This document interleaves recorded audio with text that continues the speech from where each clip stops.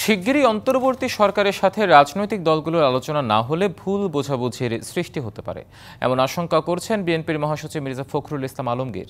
দুপুরে গুলশানে বিএনপি চেয়ারপারসনের কার্যালয়ে ব্রিফিংয়ে তিনি বলেন, বিএনপি কোনো রাজনৈতিক দল নিষিদ্ধের পক্ষে নয়।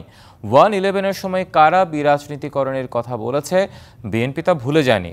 ভারতীয় কিছু গণমাধ্যমে বাংলাদেশের রাজনৈতিক ইস্যুকে সাম্প্রদায়িক রূপ দেওয়ার চেষ্টা করছে অভিযোগ করে মির্জা ফখরুল বলেন, বিএনপি কোনো অপকর্মে জড়িত নয়, অন্যরা করে বিএনপির উপর দোষ চাপাচ্ছে।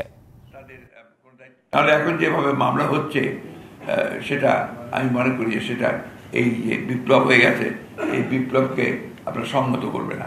আমরা যে উদ্দেশ্য আমাদের যে একটা আপনার এই ইন্টারিম গভর্নমেন্ট সংস্কারগুলো করে তারা একটা নির্বাচনের দিকে যাবে, সেই উদ্দেশ্যটা অনেক সময় ব্যাহত হওয়ার সম্ভাবনা আছে।